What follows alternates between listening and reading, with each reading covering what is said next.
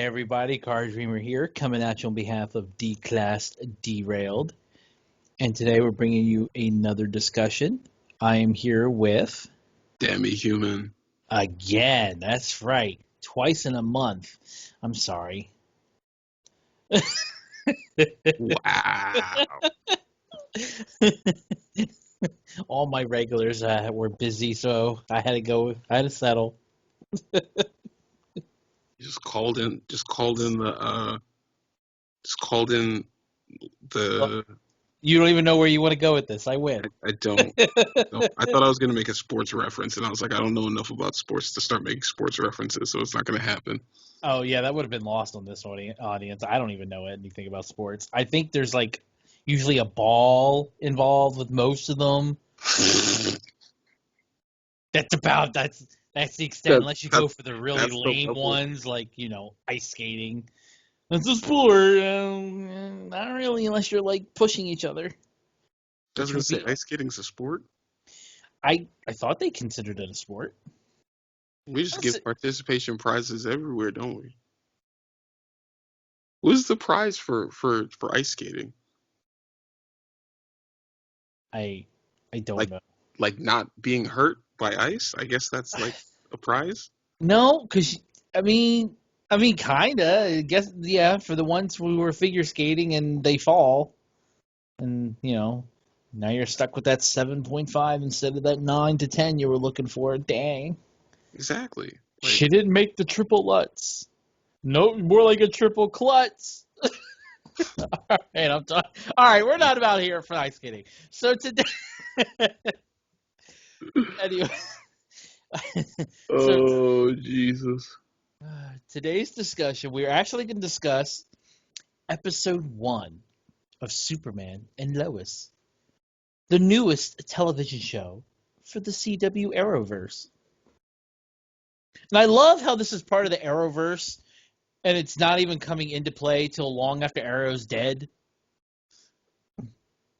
Exact. I mean, like, is it? I guess the other thing too is it Like, still safe to call it the Arrowverse? oh yeah, they still call it the Arrowverse. That's what it is. It's all based on the Arrow. Like everything's span off from Arrow. It's great. Which I guess is very like, well, yes, to be fair, but I guess at the same time, like, like almost to me, um, I guess when I watch a lot of reaction videos and like Easter eggs based off of the shows, what I realized is they're starting to blend in a lot of like a lot of the older shows that were superhero based. So like they bring in Smallville and everything else. Um, and it's so funny to me to think about the fact that like it's it's a lot of similar premises, but instead it's like again, like you said, it's the Arrowverse. It's not necessarily like they're starting off with Smallville, where from that one show you get introduced to everybody else. It's funny that now Smallville is now part of the Arrowverse, It's even literally though it came first. But Arrow's like, nope, my bitch.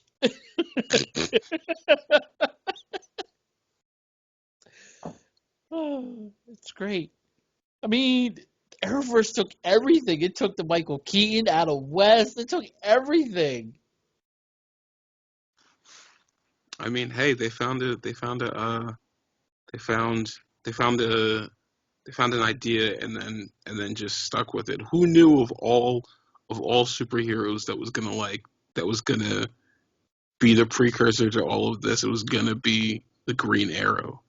This is true. I never would have thought Arrow of Nope. all characters would have been as big as, but man, Stephen Amell killed it. That Agreed. that show is awesome. But we're not talking about that show. We're talking about Superman and Lois. You never would have known by the first 5 minutes of this discussion. But yeah, so it aired last week. In fact, at the time of recording this, episode 2 literally just aired. But I don't want to mention names, but one of the two of us did not watch it. How And I could you? and I will safely say I watched it. just to throw somebody under a bus. Wow. Wow. That's I how think much you it's think. yes, it's safe to say everybody who knows me knows two things. I'm an asshole, and Superman is my favorite. So I watched it. Couldn't have just taken one for the team. It's fine. It's all right. It's all right. I understand. I did. I took one episode tonight and watched it. You and I both know that's not what taking one for the team is. It's okay. It's all right. I Well, you understand. and I both know that I don't play on teams. I don't do well with others. Okay. You know what? You know what? That was my fault. I should have seen that coming. You really should have. I should have seen that one coming. Anyway, so now that it's aired and we got all this hype going for the show, and because I'm a uber Superman fan, and Demi is a good fan of these CW shows in general, wanted to go over our thoughts of the first episode. And as always, since you're the guest, I will let you go. So let's start with just, what did you feel in general? And then we can break down things that we liked. Okay. So, for me, when I originally saw it, I did definitely think that that the route that they took was I guess very traditionally going off of the idea of how Superman is portrayed, though I think in my opinion at first it seemed very vanilla to me. Like it just seemed like, like, oh yay, they're having they're having like their time as a family. He's trying to be a dad when, obviously he's Superman. And he's got one super like athletic kid, and then the other super angsty kid. It seemed very just like cookie cutter off the bat. But as the show progressed, and dare I say, progressed very quickly, it not only was just like, oh well, he's still being Superman, while at the same time trying to do the whole work-life balance of pretending to be Clark Kent, or not pretending, but being Clark Kent to his kids, and to everybody else. Then it just, as the first episode progresses, then it's just like, geez, okay, there's a lot going on here, that I didn't expect to see all in the very first episode. So I think overall, I had my reservations, but as it continued, I was like, okay, this is going to be something worth watching, every week for sure. So Definitely will agree. I think from the moment it starts, you already know it's different because they film it completely different from any of the other shows. mm, It's filmed widescreen, which is different. It's filmed with they literally state that it's filmed with movie quality. They film it with movie gear. So it has a very cinematic feel from the color palette they use. It's more of a it's more earthy. It's a little more gritty. It's not the bright, vibrant colors of the rest of the CW. It is a earthy tone, yeah, more real, and it's such a refreshing take on it, especially when you have shows like, now that Arrow's not on, there really isn't any more nitty gritty. I guess you can somewhat say Black Lightning is, but I mean, it's certainly not Legends. It's not Stargirl. It's not Flash. They're all bright, vibrant. Even though they have emotional pieces, they're still kind of happy-go-lucky, quirky. And this is just like, yeah, we're turning that all on its head, and it's not done in a dark sort of way like Arrow, but it's just more down to earth. Yeah. It's I think to your point, it feels it feels way more it feels way more realistic. Like there is a potential in there that something like this could actually happen. I think in the same way that like Arrow, in when you look at the precursors to everything, they you can understand, though there are like outlying factors in it, you can understand how something like this could practically happen. Though Superman is a it's I mean it's literally the most outlandish like premise that like doesn't feel like it actually could fathomably happen.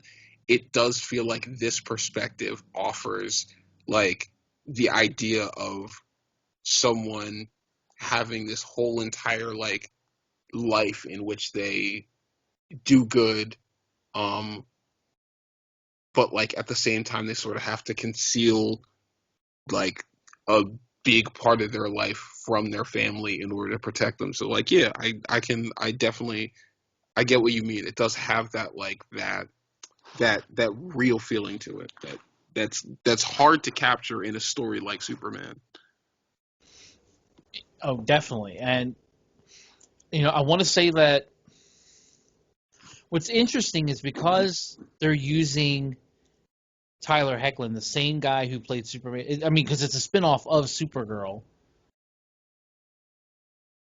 It's almost like you can see the same Superman in him from Supergirl, but he upped the ante. Like Mm, it's kind of like you almost feel cheated because if you go back and look at his portrayal on Supergirl, and then you look at his portrayal here, I feel cheated. Like you held back, boy. Like what the hell?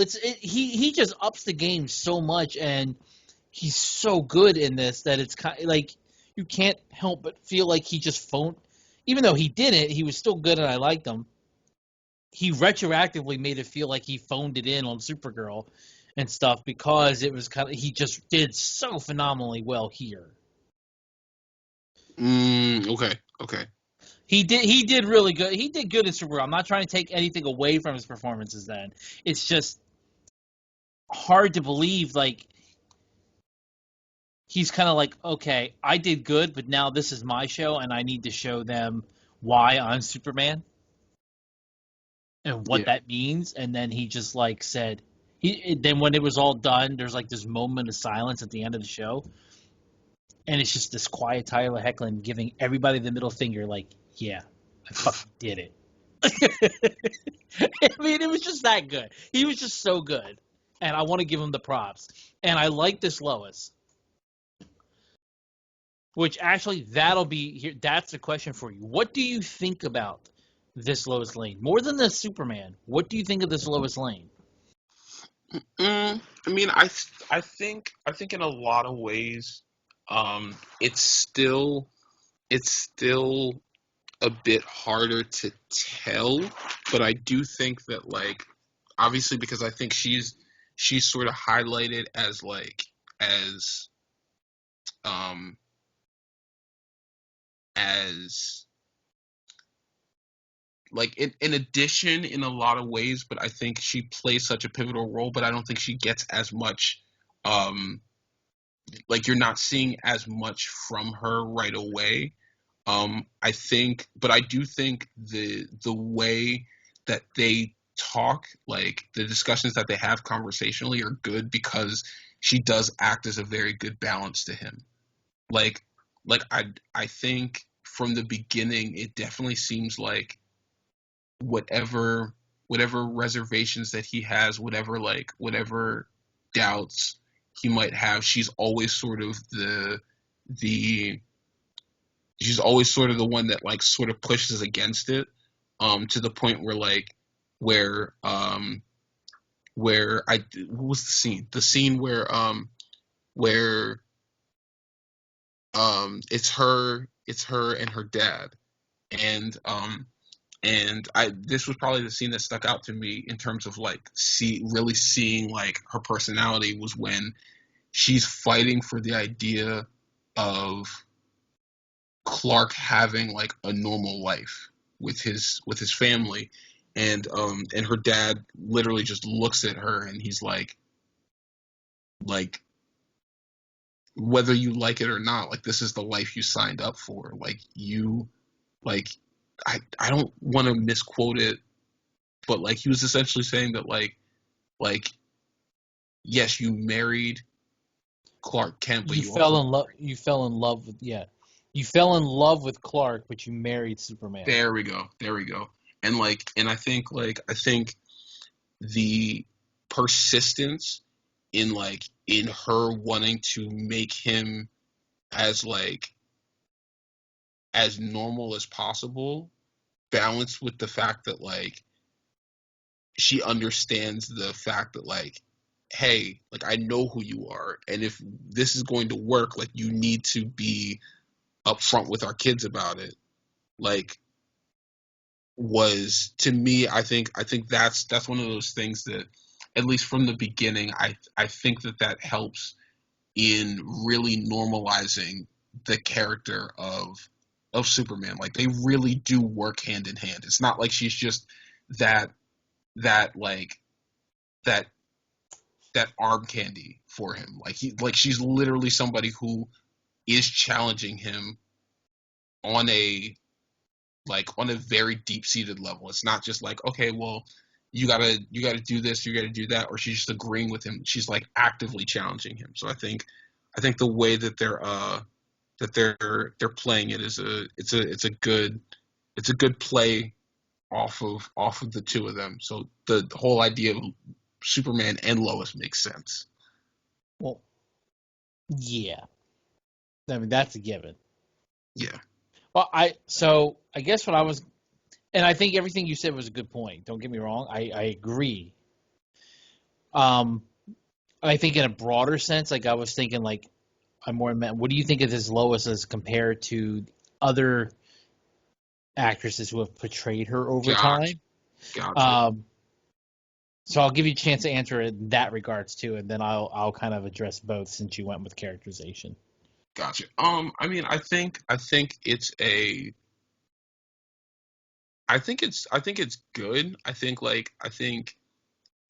I think she's good at the role in comparison to to um I can't remember the name of the Lois from Smallville. I Um, don't know her name either, to be fair, but I didn't watch. I didn't really watch Smallville past okay. season 2. Either way, so I think comparatively, I like her, and I think even with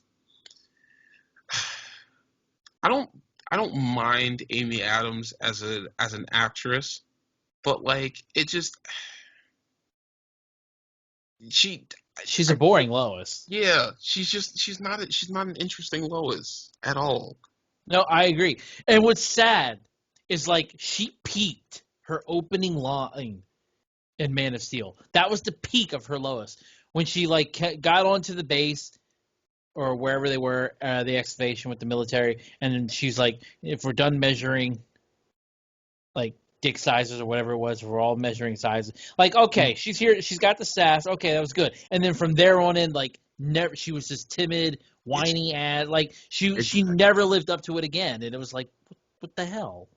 exactly, and I think that to me that sort of that yielded itself to the uh to the statement, at least about characterization, that I felt like they did a very good job with this one of and again, this is only speaking off of the first episode, but they did a very good job of really balancing her out, or making her balance to Clark, because it's just yeah, you might see that with the other ones, but then they turn into just these timid characters almost not even a few scenes later, and it's just okay, well, great, we know that you're his you're the thing that pulls him out from the depths, but why? Just because he remembers you? That's literally what I feel like happened in uh in Justice League, is is he just remembers her. It wasn't anything in particular that she did. he just remembers her face, and then he just suddenly is able to like regain his humanity. And it's like that's it. You just remember her because she has a memorable face like that. Come on. That's not what he was remembering. Look, say what you will, Amy is still an attractive lady, and we know what was happening before he died. We know what he's remembering. Yeah, they had to blur that part out. That's why they have to give him the black suit the next time. He's in mourning for his for her acting. All right, we're not here to bash Amy Adams, because yeah, she sucked as Lois, but she is a good actress. Yeah. So, but yeah, so keep going. But yeah, I mean I think that's so far. Again, I can't make huge statements based off of the first episode, but I think that's the biggest difference for me, and I think that's going to be like the the biggest differentiator from all of the other Lois Lanes that have played the part is like, yeah, man, actually making her like seem like a confident, intelligent uh female throughout, like not just in bits and pieces, but like actually throughout the entire story. And that's my hope, at least. Right. But yeah. So, so you're only going to compare her to two other Loises. All right. So I'll go with the big guns here. Okay. So, to be fair, the only real Lois I can't really say much about is the one from like the old George Reeve black and white Supermans, because I only saw a couple episodes. I wouldn't be a fair judge to use that. Um, but I remember, if you go back to Margot Kidder with the Christopher Reeve Superman, um, Okay. I can go. I can do pretty much every Lois since then. I will make a strong argument that this is perhaps the best portrayal of Lois Lane I've ever seen. And Mm, that's very big, and here I'm going to explain why. So there is nothing wrong with some of the others that have come before. Each one brought something different. However, having said that, so let me start with Margot Kidder from Christopher Reeves, because that's the oldest one that I know of, or that I like personally have watched. okay. I think she was very good for her time, but I think that's also the problem with her Lois, is that it is like Adam West and so forth. Like, it's a very timepiece. It's a big timepiece. So even though they were good movies and she's a good actress and she did a good job, there were aspects of the Lois I wasn't completely through with. Like, if I really had to push come to shove, she was a little bit of a whiny. She was a little whiny Hmm. and a little. There were certain things I didn't quite get strong. Like, you knew she was a news reporter, okay? She had little pieces she had a little bit of all the pieces, but she wasn't. She was stronger in some things and not the other. Like, her obsession with Superman was the strongest thing, and we knew she was a reporter and she did some reporting, but I also really wasn't feeling it. Like, it kind of just was there. And then if you move on, like, I'm going to do kind of sidestep the others that came in lineage wise, because I'm going to go on to Superman Returns with Kate Bosworth, because that is a pseudo sequel to Superman 2. So her I liked, but at the same time it's the same thing. Like, she felt still felt a little bit off. Like, How so? she was a little stronger than Margot, but I don't know. I feel like the Kate was too young insofar as I think for the to be a sequel to Superman 2, 1 and 2, and to have the emotional baggage she's carrying, she just looked too young for it. And it's nothing to take away from her for acting ability or anything like that. I just feel like she looked like she was in her 20s, but yet she had like a 5-year-old kid, and she's going through. She had all these things that came prior. I just couldn't believe the weight of them on her. Okay. Some of the time. So you skip that, and then you go to Lois and Clark with Dean Cain and Terry Hatcher, and then I think this is where other problems started coming in. Don't get me wrong, I remember Terry Hatcher from other shows, and I liked Terry Hatcher. But from Terry Hatcher on up, it seemed to become more of Terry Hatcher's too runway model for me. She's too glamorous. She's too much of a beautiful. She's too the looks are the focus. Oh, okay. Okay. And I think that was the same issue with the one from Smallville. It became more about the looks. Like Lana Lang was hot, Chloe was cute, Lois Lane was hot. Like it seemed to it was becoming more and more of a trope to cast hot women in the role rather than women that suited the role. Gotcha. And while I didn't watch Smallville, so I really can't account for her acting or anything else. She just looked. I know it's weird to say. I know that it's weird to say, but she was just too hot for the role. Like what little few things I saw, like she kind of just took the role because she was attractive. Well, and to be fair, like I did try to get through as much of Smallville as I could while it was on, but I did end up going back and watching a lot of the seasons. And what I will say is, you're pretty on about that. I think for the most part, like she was very much the opposite of the Lois that we see on this one. Like she's a she's a good looking girl, but at like her, I feel like the only thing that I felt like she was doing for the most part was like she came in once she found out that like he was Superman. She just came in with like motivational speeches the entire time. She wasn't really challenging him. She was just like essentially reaffirming everything that everybody else was telling him, and that's great in some respect. But when you're just going to always be the cheerleader, then like Yeah, nobody watches Lois for the cheerleader. exactly. And it's funny, like here's where my praise is going to be in, and it's ironic because there's one other character I can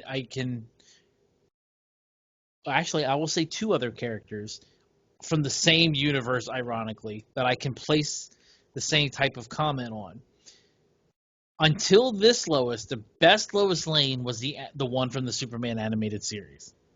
In my opinion, she was the best one because even though she's portrayed to be an attractive woman in the series, she wasn't whiny.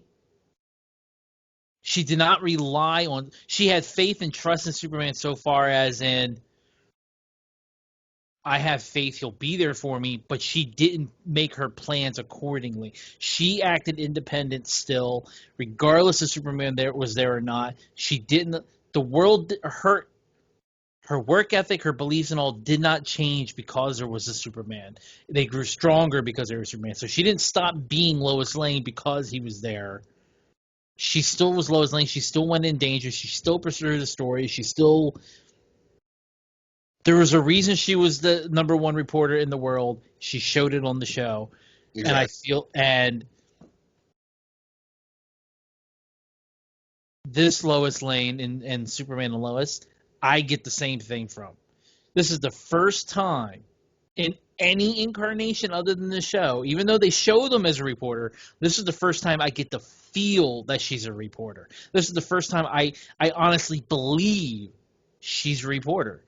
That she has instincts. She smells a story. She's asking questions. Like, I don't know. There's something in her portrayal. This one I believe it. This one, and I like the fact, and I don't know, I don't mean this is to be insulting.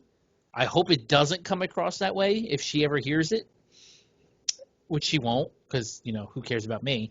But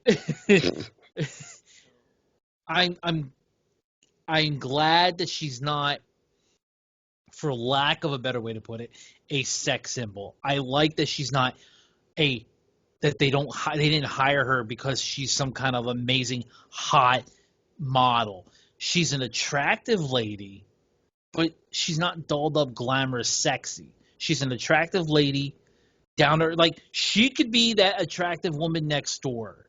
Like, she's the mom you would know, like your best friend's mom or something, who's just happens to be like very. I don't know how else to say it. She's a hot mom that would be in a realistic neighborhood, not this model, like, hot actress portraying the role that is not realistic to what any person's going to look like.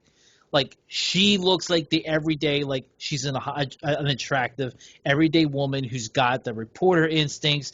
She does a good job of being a supportive wife, even though her husband is Superman. It was funny. So I actually kind of like this. I know it's not going to last forever. Mm-hmm. Don't get me wrong, but no. And there's only been 2 episodes, so I'm going to draw a little bit on the second one. So they have not once that I have seen that I recall put her on screen with him as Superman. She's only on screen with him as Clark. Mm-hmm. And so I kind of like that because it's allowing her not to play the damsel in distress, for one. That's a very good point.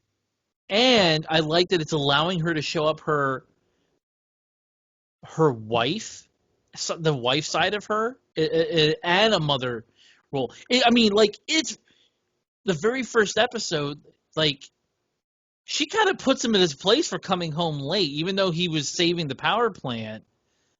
She's kind of like, yeah, you missed your son's therapy session. Your dinner's in there. Like she's just like, it was almost like just a step below of, here's a pillow, there's the couch. Like, Mm-hmm. because she's got to give him leeway that he was out be doing something Superman. But at the same time, she's like, I'm the mom. I'm going to back up my kid. You missed this therapy session. You're my husband. I'm going to try to support you, but at the same time, I'm telling you as your wife, you're pushing it here. Like, Yeah. I like that you're seeing her balance these roles, and you obviously see her balance with her kids too, taking control. And I just really like the way that she is maintaining all these different aspects of a character, and they're working really well. And I like that she's not depicted with Superman; she's depicted with Clark, so it keeps it human. If that, yeah, I mean, like, No, if that makes honestly, sense. I mean I couldn't agree more, and I think that was like, and again that alluded to the same point as to why I do prefer this Lois Lane. Yeah, because she really does. She keeps him in check. Like, she has no problem knocking him off of his high horse, and it wasn't until you just said it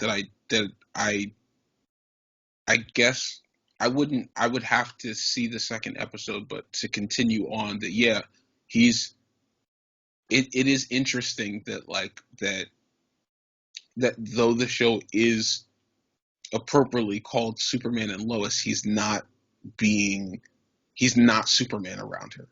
And I think that's one of the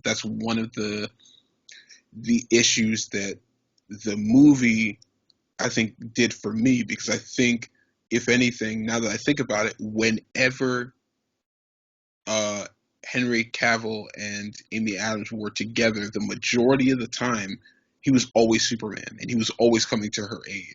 So it didn't really seem like there was much of a real, genuine, like, relationship as two human beings. It just seemed like she was always getting tossed around, or um, just barely escaping death, and he would come to her rescue. And that's like, that makes her no better than any civilian, except for the fact that, he wants to have her children. That's it. He wanted something from her.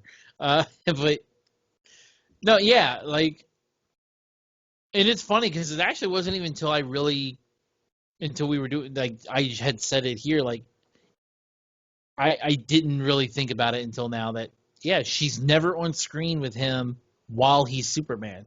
Not that he doesn't use a power or something in front of her, but he's not being Superman. He's doing something around the house. He's doing something as a father, or it's not to be Superman.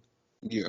So I think that's really neat. I obviously they're not going to maintain that dynamic forever, but I like that they're not rushing things. You're getting the character development. Um, so yeah, I would dare say she's the best live portrayal of Lois Lane that I've seen. Mm, She's got all the assets there, and she's the first one I believe like she's a reporter. yeah. Because I mean, what's interesting is because if you think about really all the other Loises,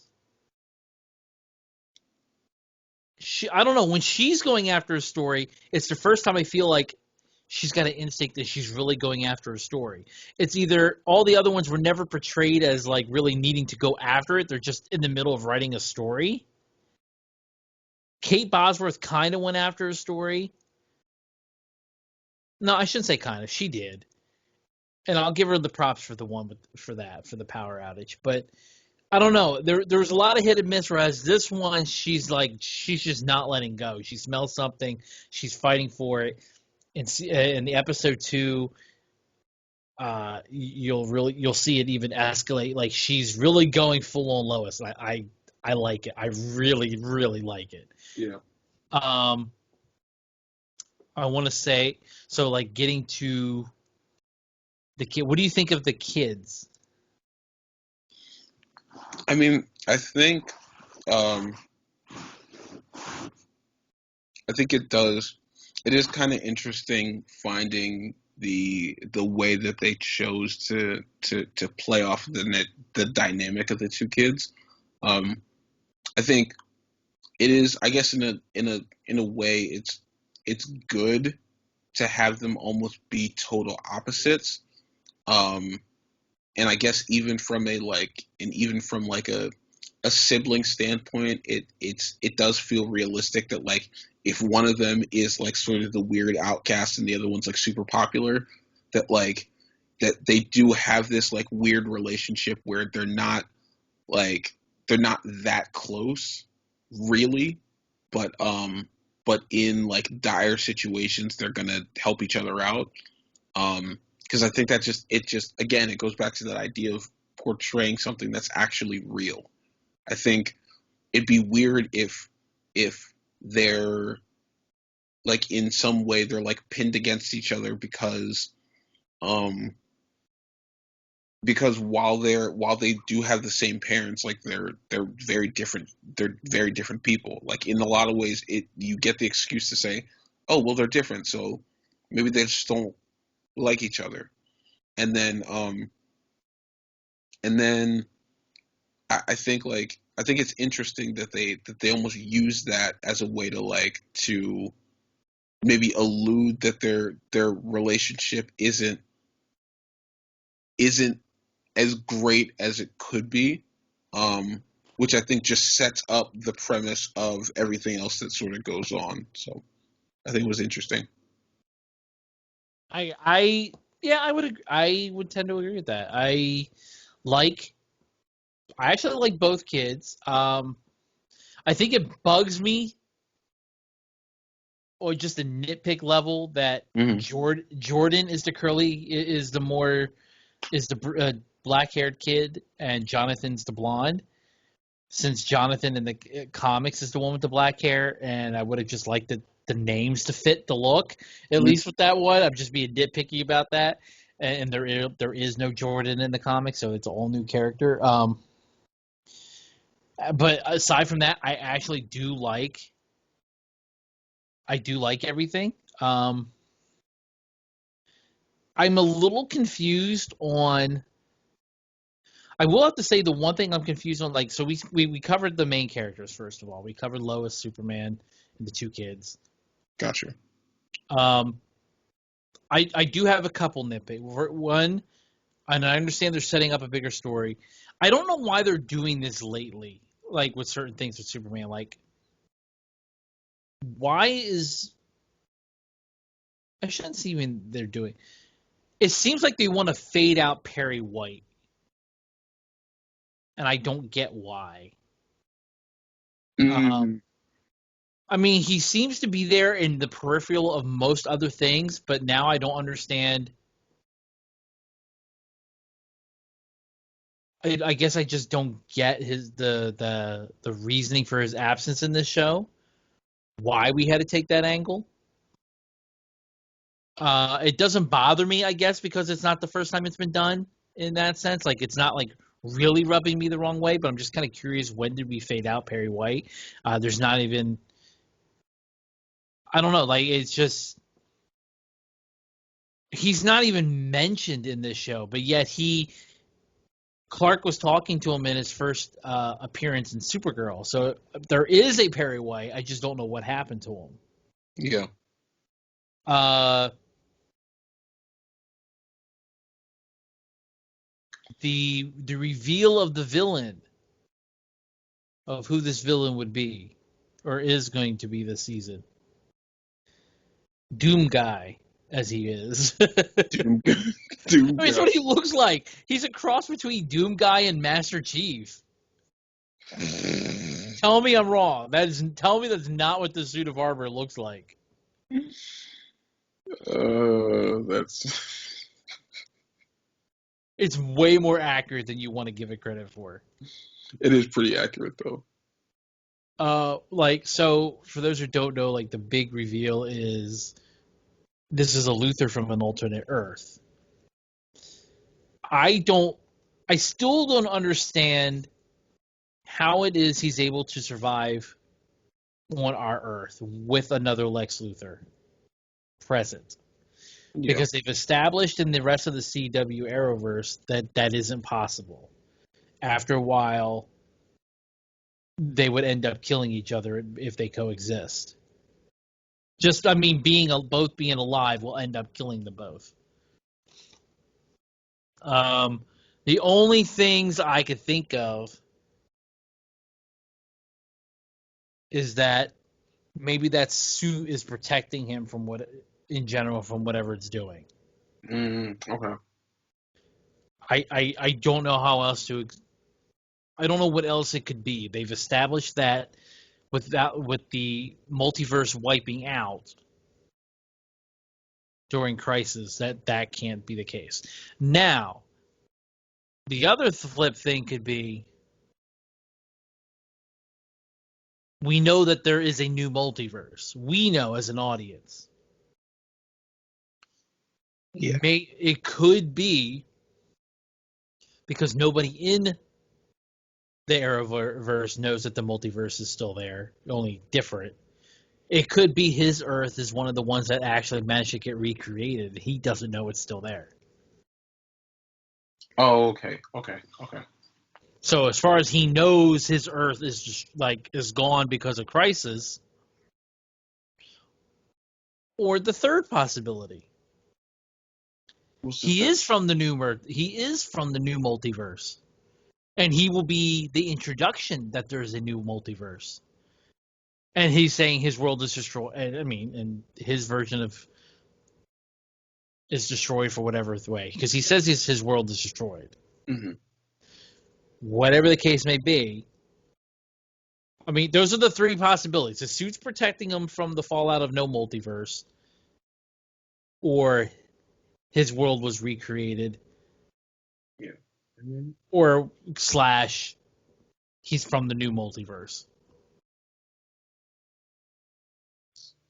So it'll be curious how that plays out. Yeah. I mean, I think they were smart in the first episode to wait until the very end to make that reveal. And obviously that was one of the many things to me that I was surprised by when they decided that they were just gonna like keep adding things to the storyline, especially like when you're that close at the end. Um, I would have thought that like we would have gotten that reveal a little bit earlier, but Well, they kind of did. They did announce up before the shows even started filming that they were doing this. So yeah, I did not like. So the only one thing I really am not crazy about mhm, is Lana Lang. There's something about the actress doesn't feel right for her, but I'm a little confused because in all other versions of history, Lana Lang is the first person to ever know, outside of family, mhm. Clark had powers. I don't get the impression she knows. Although, to be fair, the only time it's. Well, no, she had a chance even then. I don't know. I almost feel like she doesn't know that he's Superman, Yeah. even though she should. Well, I mean, I think in this I think in this route that they're doing, um, in this rendition that they're doing, I do think that they are trying to keep everything super family oriented. So then that way it so then Super that way it family. like so then that way it seems like it's just immediate family that really No, knows. don't change it now. You said super family related. I get it. They're trying to keep it in the super family. I got Oh my gosh, whatever. So, it.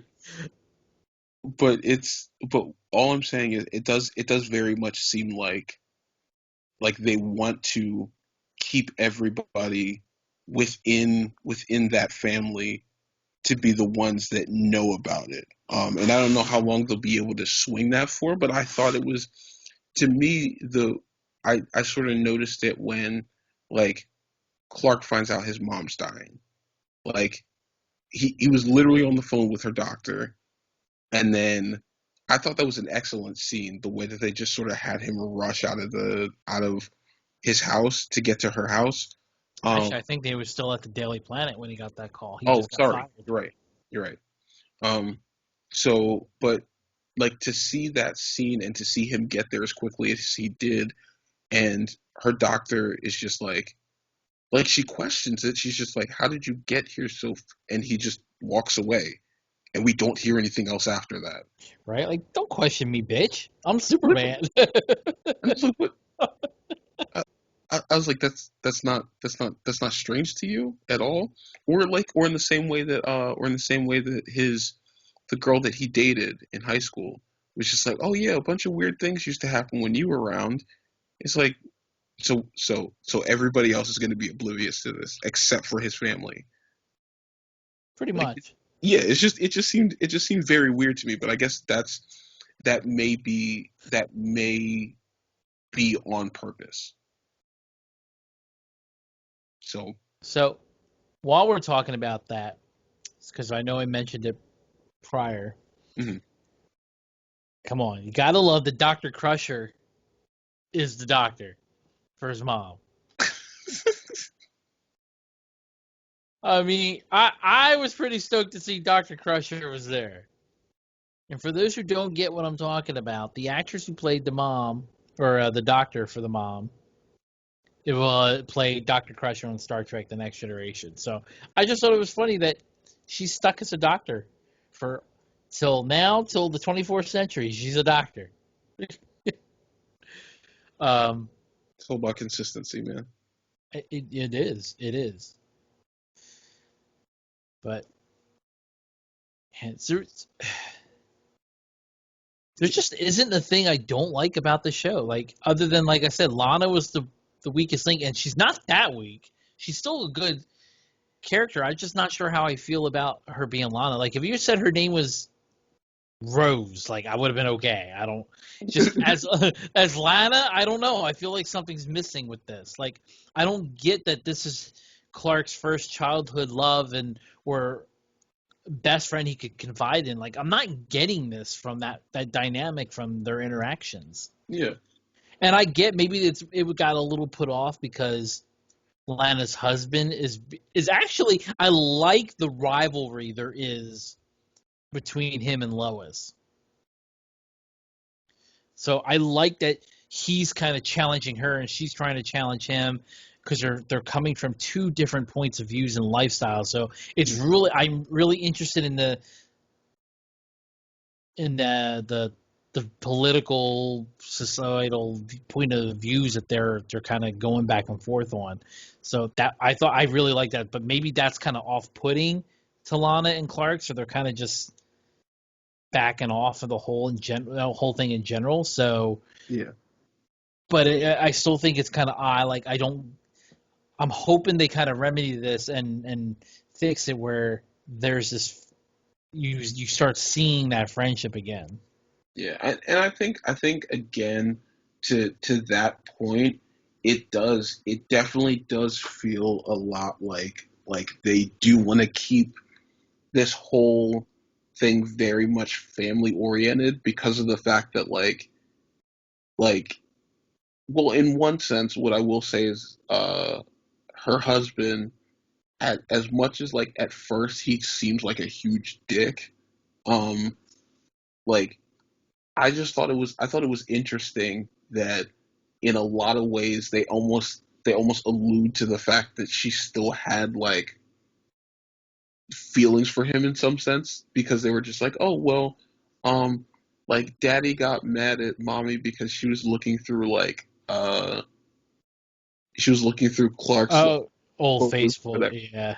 Yeah, and like and to me, I thought that was funny because like obviously it showed that she still had the interest there, but like Clark's reaction is literally like, okay, I mean, great, like you still you still might have feelings for me, but I don't care. I don't know if it was that. I didn't get quite that. Like that's the only thing that makes it feel like I would take that as more like she does know he's Superman, and because of their history, they are still good friends, and that's her way of kind of keeping up with him, what he's been doing in and out of the Superman.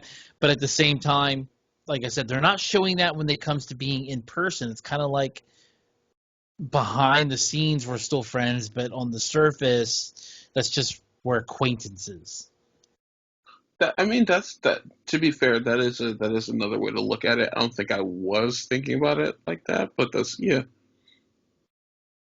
that's a good point. Um,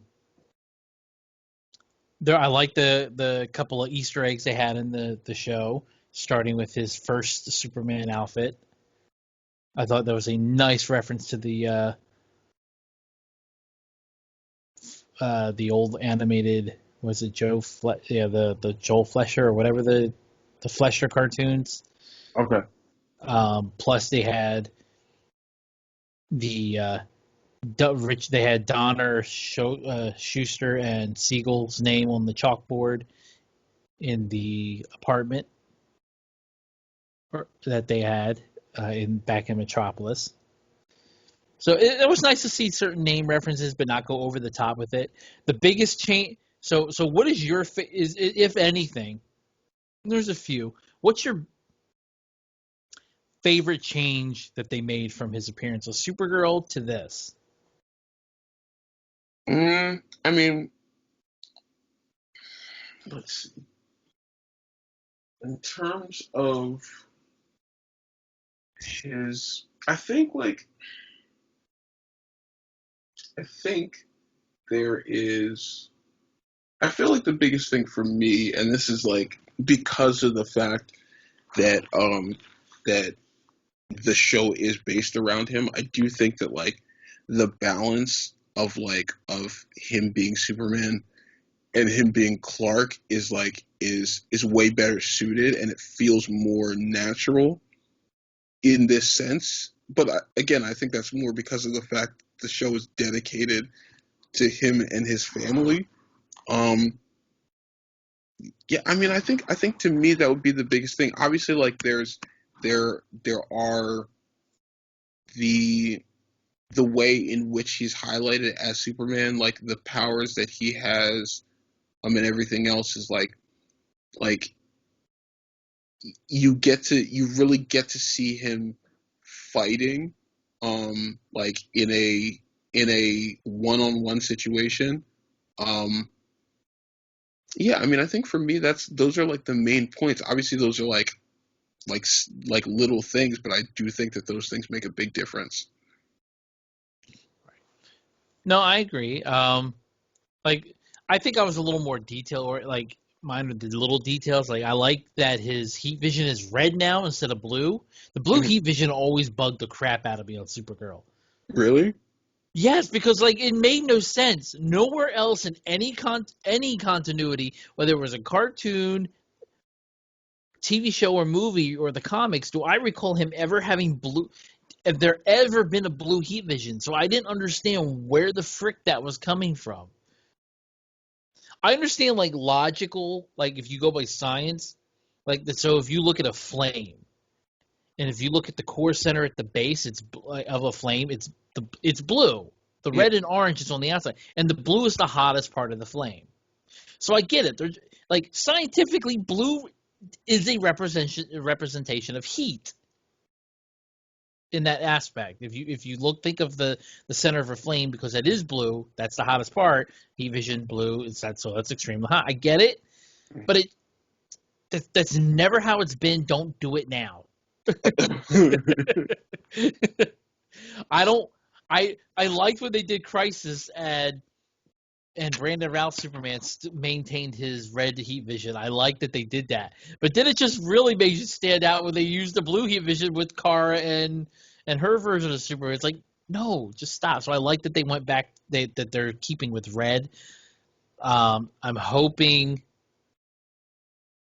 I don't know what the explanation is going to be with that. I don't know what they're going to do when Supergirl comes back on.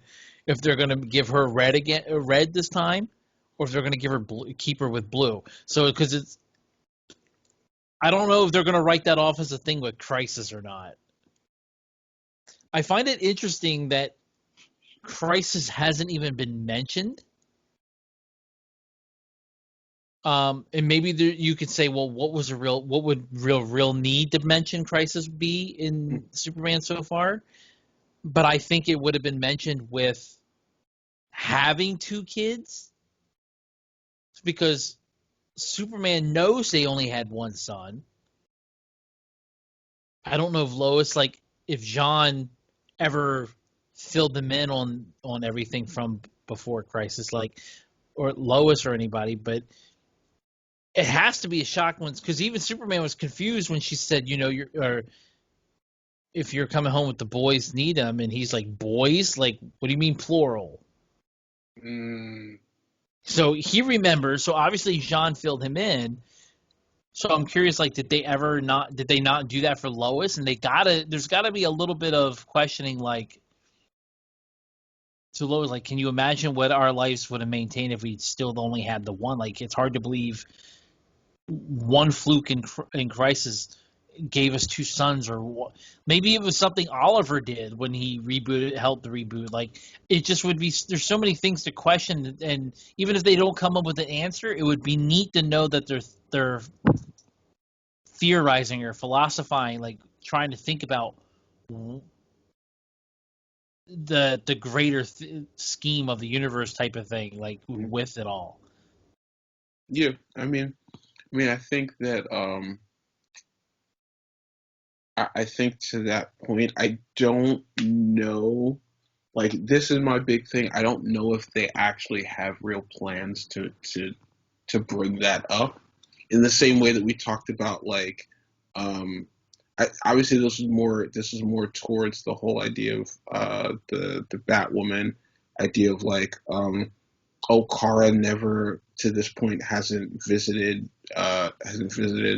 Gotham to check on Batwoman, like, in the same way that I don't know if uh, Kara is going to be involved in, like, the first season in whatever way, but I think they are really trying to tell a particular story, and they're just trying to find the best way to hone in on that. Um, yeah, at least to me, that's more or less what I'm seeing. So I'll. So there are things I'm still like I don't know if you're holding out. There's things I'm curious to see how they're going to pull off, and there's things I'm hoping they're going to do. Mhm. Um, I don't know. Is there anything in particular you're hoping that you get to see happen within the course of the show, or I mean, good I answer? Good. I'm glad we had that I'm conversation. okay. I'm thinking, but like I think the biggest thing for me right now is I feel like the illusion or them alluding to the idea that that one of the kids having superpowers isn't going to affect their relationship. I think to me, um, seeing how that plays out over time is something that I'm really interested in because I do feel like at a certain point they do make it seem very much like, oh well, uh, Jordan's the one that ends up with the powers, and Jonathan just seems to be okay with it, and that's I mean that's all well and good, but I think at a certain point when you are the brother who is so used to being like that brother who your dad is like super proud of, who they sort of expect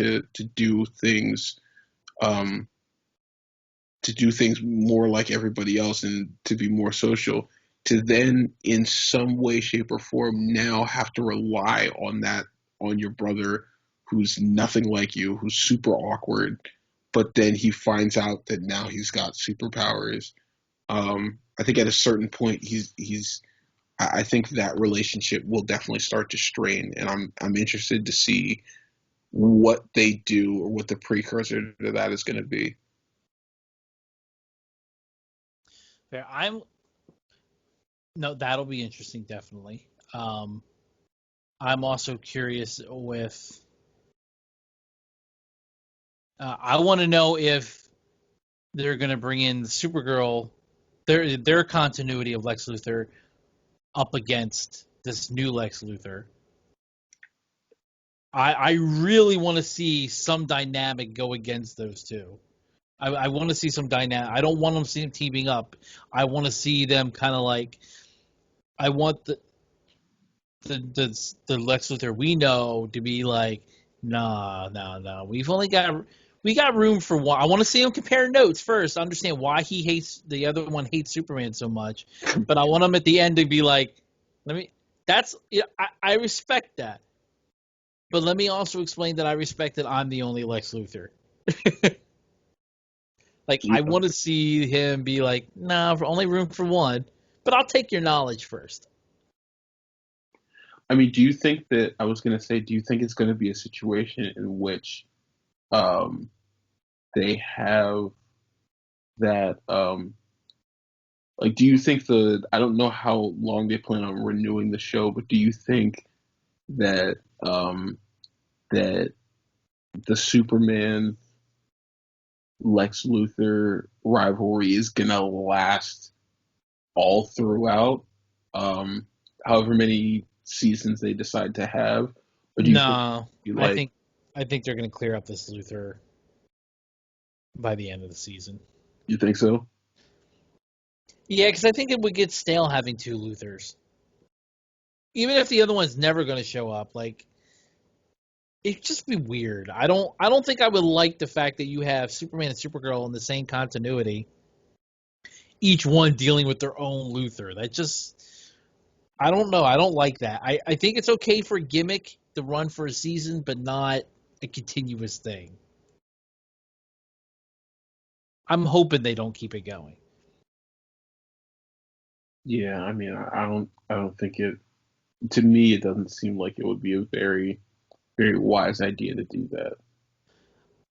What I'm curious about, because they're not going to be any stranger to crossovers, and Diggle is supposed to come over to Superman and Lois, and Diggle's supposed to be a Green Lantern by then.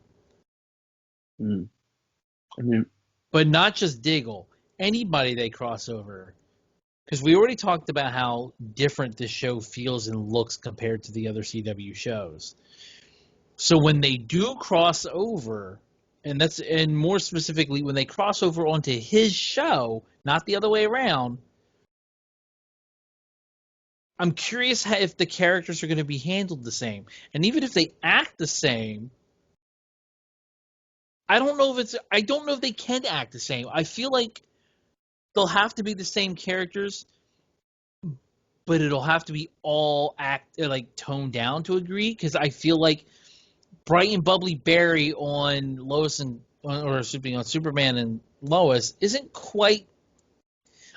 You might throw something off with the feel, or even with Green Lantern alone being such a bright green, a light. Yeah, I don't know. I'm curious to see how these other heroes are going to play with that filming style and palette. It's going to be interesting. I'm just curious from an artistic point of view how that's going to work. So, because it's such a different feel and vibe. Yeah. I'm really curious how it's going to work. I mean, I guess it's really going to come down to, again, we are just going solely based off of episode 1. So I do think that, like, I think it is going to, we're going to have to, I feel like by episode 3 at least, we're going to get a better idea of how, on how they plan on like really, even if they're not necessarily showing everybody, but at least introducing them, in a lot of ways, because I think there are some people who, yeah, like we look at, they might, it could just be somebody's name who gets said in passing that, like, you would think is going to be major, and then you realize that they're not really going to invest too much in their appearance or what they do, because they're not as significant to the story of the Clark family, essentially. So I think a lot of that is going to be, it's going to come down to that. And I do think that, like, I don't know, I think as it continues, I almost feel like as many people as are going to be mentioned, I don't think that there's going to be as many people really shown that often. We shall see. That we shall. But having said all that, I do think we kind of covered the bases of everything. And I think in the long short of it, we can both agree the show is freaking awesome, and we definitely look forward to more. Yes and yes. Okay. No arguments there. Wow, that's a first. I know, you're lucky. But yeah, so ladies and gentlemen, that's our discussion for the first episode of Superman and Lois. I wanted to say thank you to Demi-Human for being here. Thanks for having me. Hey, no problem. Somebody's got to give you shelter sometimes. Get tired of you knocking on the door screaming, "Let me in!" There was one time. I know, but you never left. Okay, you weren't supposed to tell people that either. This is a recording, man. People are gonna be able to hear this. That's the whole point. It's not even blackmail. It's just to throw you under the bus. Yeah, you can't blackmail a blackmail. Wow. Yeah, I said it. Yeah, I know. It seems like you continuously keep trying to get me to have things to edit out. Ah, that's fine. That's fine. They'll be fine. They're not gonna. No one's gonna be that bothered by it, unless they hear me based off my voice and then think I'm white. Then there's gonna be a problem. Oh, you wouldn't be the first person. Oh yeah, no, but you know. Oh man, good old days. But anyway, all right. So I'm Card Dreamer. I'm Demi-Human. And until next time, everybody, stay evil.